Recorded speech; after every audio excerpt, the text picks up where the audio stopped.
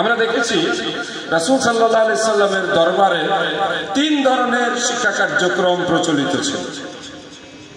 একটি ছিল academic system, আবাসিক পদ্ধতির, একটা ঘরে বসে, বাড়িতে বসে, একটা কোথাও একটা অবস্থানে মসজিদে, যেটাকে আমরা বলতে পারি প্রাতিষ্ঠানিক শিক্ষা, একাডেমিক সিস্টেম শিক্ষা। এই শিক্ষা থেকে মুসলমানেরা ওমর রাদিয়াল্লাহু তাআলা আনহুর সময় আলাদাভাবে শিক্ষা প্রতিষ্ঠান প্রতিষ্ঠিত করেন। ওমর বিন আব্দুল আজিজ খলিফার সময় মুসলমানেরা উচ্চ পর্যায়ে শিক্ষা প্রতিষ্ঠান প্রতিষ্ঠিত করেন। উমাইয়া বংশের খলিফাদের সময় খলিফা হারুন আর রশিদ এবং তার খলিফা হারুন আর রশিদ আব্বাসীয় আমলে এই সময়ে এসে আমরা দেখি যে তারা বিশ্ববিদ্যালয় মানে শিক্ষা প্রতিষ্ঠান প্রতিষ্ঠিত করেন। রাসূল সাল্লাল্লাহু আলাইহি ওয়াসাল্লাম সর্বপ্রথম যে শিক্ষা প্রতিষ্ঠানে একেবারে মক্কায় আমাদের শ্রদ্ধেয় ভাইস প্রিন্সিপাল খরচ করে এসেছেন, উনি দেখে এসেছেন মক্কা মুআজ্জামার এটা উত্তর পূর্ব কোণে একটা পাহাড় ছিল, এটা আবু উমাইস পাহাড় বলা হতো। এখানে আমাদের একজন সাহাবীর বাড়ি ছিল। এই জায়গায় রাসূল সাল্লাল্লাহু আলাইহি ওয়াসাল্লাম সেখানে গিয়ে তিনি গোপনে সাহাবীদেরকে নিয়ে বসিয়ে ঘরে তিনি কোরআন শিক্ষা দিতেন, পাঠদান করতেন। নামটা আমার বহুল মুখস্থ ছিল, দারুল আরকাম, অর্থাৎ আরকাম রাদিয়াল্লাহু তাআলা আনহুর বাড়িতে।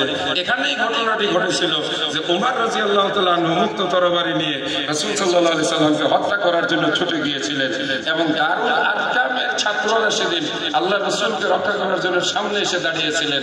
তার মধ্যে একজন ছাত্র ছিল যার নাম আমির হামজা, যে ও যদি আজকে কিছু ঘটাইতে চায় তাহলে ও নিজেই তার তরবারির নিচে আজকে সে নিশ্চিন্ন হয়ে যাবে।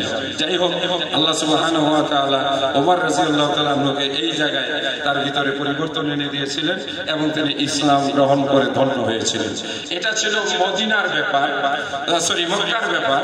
আর যখন আমরা মদিনায় আসি, মদিনার মসজিদে নববী, রাসূল সাল্লাল্লাহু আলাইহি সাল্লামের কবর এবং তার বাড়ি, এই জায়গায় মাঝে 1 ফুটের মতো বা 14 ইঞ্চির মতো উঁচু একটি জায়গা আছে, যেই জায়গাটিতে রাসূল সাল্লাল্লাহু আলাইহি সাল্লাম উদ্বাস্ত বাড়ি ঘরে এই ধরনের প্রায় 70 জন সাহাবী, তাদের মধ্যে আবু হুরায়রা ছিলেন, আবু যর রাদিয়াল্লাহু তাআলা আনহু ছিলেন, আরো স্বনামধন্য বিশেষ বিশেষ অনেক সাহাবী ছিলেন, যারা এই জায়গাটি সব সময় থাকতো এবং এখানেই তারা খাওয়া দাওয়া করত, এখানেই নবী সাল্লাল্লাহু আলাইহি সাল্লামের কাছে শিক্ষা গ্রহণ করত।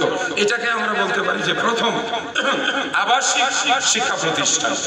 রাসূল সাল্লাল্লাহু আলাইহি সাল্লাম দারুল আরকামে একাডেমিক সিস্টেম লেখাপড়া শুরু করেন। এখান থেকে আজকের বিশ্ববিদ্যালয়, আজকের উঁচু মানের পৃথিবীর সেরা সেরা প্রতিষ্ঠান। আবার রাসূল সাল্লাল্লাহু আলাইহি সাল্লাম মদিনায় গিয়ে সাহাবাদের একটি অংশকে নিয়ে যে আবাসিক প্রতিষ্ঠান তৈরি করেছিলেন, এখনো পর্যন্ত বিশ্বের সবচেয়ে নামকরা বড় বড় বিশ্ববিদ্যালয়গুলো যেগুলো আবাসিকভাবে পরিচালিত, সেগুলোই পৃথিবীতে সবচেয়ে বড় মানের জ্ঞানী, গুণী, গবেষক এবং বিজ্ঞানী তৈরি করেছে। আমরা আরেকটি পদ্ধতি দেখি রাসূল সাল্লাল্লাহু আলাইহি সাল্লামের শিক্ষা ব্যবস্থায়, যেটা অতি সম্প্রতিকালে, এখনো পর্যন্ত যার বয়স 50 বছর হয়নি, সম্ভবত 30-35 বছরে এটাকে আমাদের বাংলাদেশে গ্রহণ করা হয়েছে। ভারত উপমহাদেশে হয়তো 40 বছর, ইউরোপ হয়তো 50 বছর হয়েছে গ্রহণ করেছে, যেটিকে বলা হয় open university system, educational system, যেটাকে বলা হয় মুক্ত, উন্মুক্ত লেখাপড়ার ব্যবস্থা। যেই লেখাপড়ায় কোনো বয়সের বার থাকবে না, যেই লেখাপড়ায় একেবারে বৃদ্ধ থেকে নিয়ে শিশু পর্যন্ত অংশগ্রহণ করবে, এটিও নবী মুহাম্মদুর রাসূলুল্লাহ সাল্লাল্লাহু আলাইহি ওয়াসাল্লামের প্রচলিত একটি অন্যতম শিক্ষা ব্যবস্থা। কি দেখি আল্লাহ রাসূলের শিক্ষায়তনে তার সামনে বসা আছে 80 বছরের বৃদ্ধ, আছে 16 বছরের যুবক, আছে এখানে টকবগে 24, 25, 30 বছরের একেবারে পরাযৌবনের অধিকারী, আবার 50-60 বছরের কর্মব্যস্ত মানুষ। মাঝে মাঝে এখানে ছোট ছোট বাচ্চাদেরকেও আমরা দেখি, হাসান রাদিয়াল্লাহু তাআলা আনহু, হুসাইন রাদিয়াল্লাহু তাআলা আনহু, হযরত আব্দুল্লাহ যিনি ওমর রাদিয়াল্লাহু তাআলা আনহুর পুত্র, ইবনে মাসউদের পুত্রের নাম আব্দুল্লাহ। এরাও দেখছি রাসূল সাল্লাল্লাহু আলাইহি সাল্লামের দরবারে এক পাশে বসে তারা শিখতেছেন, মধ্যবয়সীরাও শিখতেছেন, আবার বৃদ্ধরাও শিখতেছেন। এই যে উন্মুক্ত শিক্ষা ব্যবস্থা, এটি কিন্তু বর্তমান আধুনিক বিশ্ব তারা গ্রহণ করতে করতে 200 না 1000-1200 বছর চলে গেছে। এখন প্রতিটা দেশেই, বাংলাদেশে আমাদের উন্মুক্ত বিশ্ববিদ্যালয় লেখাপড়ার সিস্টেম চালু হয়েছে, ভারতে, পাকিস্তানে, ইউরোপে, আমেরিকায়, সারা বিশ্ব এটা উপলব্ধি করেছে যে মানুষকে শিক্ষা দেওয়ার সুযোগ রাখা দরকার, শিক্ষার দরজা বন্ধ করা উচিত নয়। এটি, এই ধারণা, এই চিন্তা, এটি আমরা বলতে পারি প্রফেট হযরত মুহাম্মদ সাল্লাল্লাহু আলাইহি ওয়াসাল্লামের জীবনী থেকেই নেওয়া হয়েছে। এগুলো বলার পর আমি যদি এবার রাসূল সাল্লাল্লাহু আলাইহি সাল্লামের শিক্ষার কৌশলগুলোকে নিয়ে আলোচনা করি তাহলে আমরা একটু অনেক বেশি গভীরে চলে যাব। রাসূল সাল্লাল্লাহু আলাইহি সাল্লাম সেভাবেই শিখিয়েছেন, যেভাবে তিনি তাদেরকে শিখিয়ে সফলতা অর্জন করেছেন। আমরা প্রশিক্ষণ ইনস্টিটিউটে দেখেছি মূল্যায়ন করা হয়। কার মূল্যায়ন? শিক্ষকের মূল্যায়ন। সেখানে শিক্ষার্থী মূল্যায়নের চাইতে বেশি গুরুত্ব দেওয়া হয় শিক্ষকের মূল্যায়ন। অর্থাৎ একজন শিক্ষক একটি পাঠ উপস্থাপন করলেন, অতঃপর শিক্ষার্থীরা ওই শিক্ষককে মূল্যায়ন করেন যে তিনি তার এই পাঠটি উপস্থাপন করতে গিয়ে কতটা সফল হয়েছেন, অর্থাৎ শিক্ষার্থীদের কাছে তিনি কতটুকু বুঝাতে পেরেছেন, শিক্ষার্থীরা পাঠটিকে কতটুকু নিতে পেরেছে। আমি বিএমটিডিআই ছিলাম একটানা 12 বছর, দেখেছি কোনো শিক্ষক 98, 99, 100-তে 100 মাঝে মাঝে পেয়েছেন, আবার কোনো শিক্ষক 50-এর উপরে নাম্বার পান নাই। যিনি 50-এর উপরে নাম্বার পান নাই তিনি এজ এ লার্নার হিসাবে, এজ এ স্কলার হিসাবে অদ্বিতীয়, তার ব্যাপারে কোনো প্রশ্ন নেই। অর্থাৎ তিনি পিএইচডি করা, তিনি উঁচু মানের বিশ্ববিদ্যালয় থেকে পড়া, তার আলোচনা অত্যন্ত উঁচু মানের, কিন্তু শিক্ষার্থীরা তার আলোচনাটাকে সহজভাবে গ্রহণ করতে পারে নাই, বুঝতে পারে নাই। ফলে শিক্ষার্থীরা মূল্যায়ন করেছে যে আপনি আমাদের কাছে 50% মার্কস পেয়েছেন। আবার আরেকজন একই বিষয় সহজভাবে, সাবলীলভাবে শিক্ষার্থীরা যতক্ষণ পর্যন্ত না অ্যান্সার করেছে যে স্যার আমরা 100% বুঝেছি, ততক্ষণ পর্যন্ত শিক্ষক সামনে যান না। অর্থাৎ শিক্ষকের প্রচেষ্টা ছিল আমি শিক্ষার্থীদের ভিতরে আমার এই বিষয়বস্তুটিকে প্রবেশ করিয়ে দেব। আমরা এই বিষয়টি আমাদের প্রফেট সাল্লাল্লাহু আলাইহি ওয়াসাল্লামের মধ্যে দেখতে পাই। তিনি কোরআন মাজিদ শিখাতেন, 5 আয়াত করে বলে দিতেন। সাহাবীদের বলতেন বাড়ি চলে যাও, বাড়ি থেকে তোমরা মুখস্থ করে আসো। এক সাহাবী এসে বললেন, ইয়া রাসূলুল্লাহ আমার তো মনে থাকে না, আমি তো ভুলে যাই। আল্লাহ রাসূল তাকে ধমক দিলেন। এই যে শিক্ষাদান পদ্ধতি, রাসূল কখনো তার জীবনে, তার 23 বছরের ইতিহাসে আমার যেটুকু পড়াশোনা, সম্ভবত ডক্টর আবুল কালাম আমার সঙ্গে একমত হবেন, তিনি তার লক্ষাধিক সাহাবী কোন সাহাবীকে বলেন নাই তোর মাথা ভালো না, তুই ভালো ছাত্র না, তুই গবেট। এই কথা তিনি কোন ছাত্রকে কোনোদিন বলেন নাই। তার মানে ছাত্র এসে বলেছে, ইয়া রাসূলুল্লাহ আমি তো ভুলে গেছি। আল্লাহ রাসূল একটা মুচকি হাসি দিয়ে বলেছে, তুমি চেষ্টা করো, আল্লাহর উপরে ভরসা করো, তুমি এভাবে সাহস অর্জন করো। তিনি প্রেরণা দিতেন, মোটিভেশনাল স্পিচ দিতেন, তিনি সাহস দিতেন। তিনি বলতেন যে তুমি চেষ্টা করো, তাওয়াক্কাল আলাল্লাহ, তুমি আল্লাহর উপরে ভরসা করো। এই যে তাওয়াক্কুল, আল্লাহর উপরে ভরসা, সেলফ কনফিডেন্স তৈরি হওয়ার জন্য একটা মানুষ যখন আল্লাহর উপরে ভরসা করে তার ভিতরে একটা শক্তি চলে আসে। ওই সাহাবী পরদিন এসে বলল হাসি মুখে, ইয়া রাসূলুল্লাহ আমার এখন মুখস্থ হচ্ছে। সুবহানাল্লাহ। তাহলে তিনি কি করলেন? তাহলে ধমক দিলেন না, বোকা কোথাকার, গাধা কোথাকার, তোর দ্বারা কিচ্ছু হবে না, এইটুকু আয়াত, 5টা আয়াত মুখস্থ করতে পারলি না। বরং আল্লাহ রাসূল তাকে আদর করে বললেন যে তুমি আল্লাহর উপর ভরসা করো, আর তুমি তার উপরে ভরসা করে তারপরে তুমি আবার শুরু করো, দেখবে তুমি মুখস্থ করতে পারবে।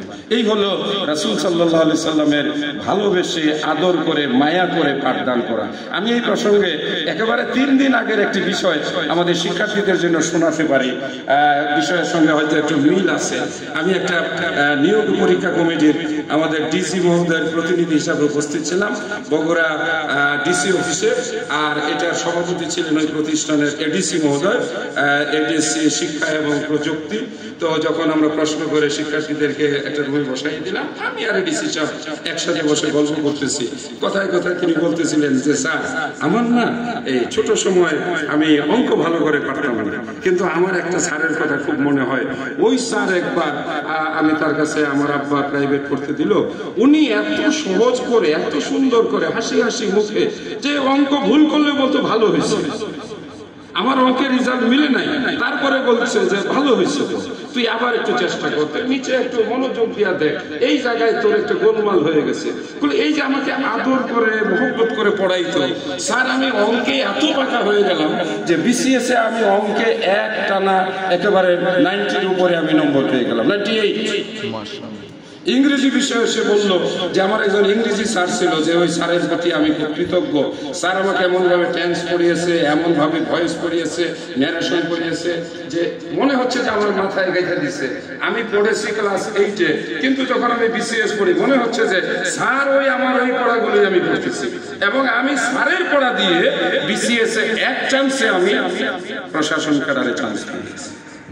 এইগুলো এডিসি সাহেবের কথা। এবার দায়িত্বরত ম্যাজিস্ট্রেট সে আবার খাতা টাতা নিয়ে এসে গল্পের ভিতরে যোগ দিয়ে বলতেছে, স্যার আমার একটা গল্প মনে আছে। কি? যে স্যার আমি ক্লাস 8-এ ইংরেজিতে ফেল করি, স্যারেরা আমাকে নিয়ে মিটিং করে কি করা যাবে ছেলেকে নিয়ে। তারপরে আমাকে কোনো মতে পাস করে দিল। আমি 9-এ উঠলাম, 9-এও গিয়ে আমি ইংরেজিতে ফেল করলাম। অতএব স্যারেরা সিদ্ধান্ত নিল আমাকে পরীক্ষা দেওয়া হবে না।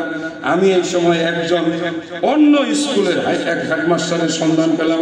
হেডমাস্টার স্যার ইংরেজি ভালো, উনি ভালো করে পড়ায়। আমি গিয়ে বললাম, স্যার আমাকে একটু ইংরেজি পড়াবে। যে উনি বলতেছেন যে স্যার আমাকে এমন ভাবে পড়া বুঝিয়ে দিল, আমার মনে হলো যে আমার চোখের সামনে থেকে সব অন্ধকার দূর হয়ে গেল। ওই ছেলে বলতেছে যে আমি বিসিএস এ ওদের 250 নম্বর ইংরেজিতে না 300 রিটেন 200, যে আমার টার্গেট হলো যে আমি 150-এর উপরে উঠাবো, যে আমার কাছে এখন ইংরেজি সবচেয়ে সহজ এবং পানির মতো। এই সেমিনারের বিষয়টি পেয়ে তখন আমার কাছে মনে হয়েছিল যে আসলেই তো একজন শিক্ষক একজন ছাত্রের সব অন্ধকার দূর করে দিতে পারে, যেভাবে দূর করে দিয়েছিলেন আমাদের প্রফেট সাল্লাল্লাহু আলাইহি সাল্লাম। অন্ধকার যুগের জমে থাকা অন্ধকার, যেগুলো ওই যুগের মানুষগুলোকে নাম দিয়েছিল বর্বর, অশিক্ষিত, ইগনোরেন্ট, বারবারিয়ান, আর ওই অন্ধকার বিদূরীভূত হওয়ার কারণে ওই মানুষগুলোই হয়ে গেল সর্বশ্রেষ্ঠ, সর্বকালের সর্বযুগের সেরা মানুষ। রাসূলের ভাষায় খায়রুল কুরুনি কারনি সুম্মাল্লাযীনা ইয়ালুনাহুম সুম্মাল্লাযীনা ইয়ালুনাহুম, আমার যুগের মানুষগুলোই হলো সবচাইতে শ্রেষ্ঠ মানুষ। আসলেই তো তাই। সততা, বিশ্বস্ততা, আদর্শ, চরিত্র এবং পরোপকারের দিক থেকে এই জাতির চাইতে আর শ্রেষ্ঠ জাতি কে আছে? আমরা এখানে আরেকটা মূল্যায়ন করতে পারি যে এই জাতির কোনো বাড়ি ঘর ছিল না, যারা ছিল যাযাবর, যারা ছিল উদ্বাস্ত, ওই জাতি মাত্র 50 থেকে 100 বছরের মধ্যে ইউরোপের স্পেন, ইউরোপের ইটালি, ইউরোপের পর্তুগাল সহ একবারে আফ্রিকা, এশিয়া, ভারত উপমহাদেশ পর্যন্ত বিজয় করে অর্ধেক দুনিয়া পর্যন্ত তারা এমন একটি সুশৃঙ্খল রাষ্ট্র প্রতিষ্ঠিত করতে পেরেছিল। 800 বছর, 900 বছর যারা ইউরোপ শাসন করলো, ভারত উপমহাদেশ 850 বছর পর্যন্ত শাসন করলো। আজ পর্যন্ত পৃথিবীতে যারা 56টি ভূখণ্ডের অধিকারী একটি শক্তিশালী মুসলিম জাতি, ওই শিক্ষকের শিক্ষা থেকেই কিন্তু এই জাতি, যিনি একটি অশিক্ষিত জাতিকে তুলে নিয়ে এসেছিলেন।